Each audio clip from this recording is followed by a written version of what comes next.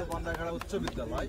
এই উচ্চ বিদ্যালয় মাঠে আজকের যে প্রীতি ফুটবল ম্যাচ অনুষ্ঠিত হলো, তার পুরস্কার বিতরণ অনুষ্ঠান। এই অনুষ্ঠানে সম্মানিত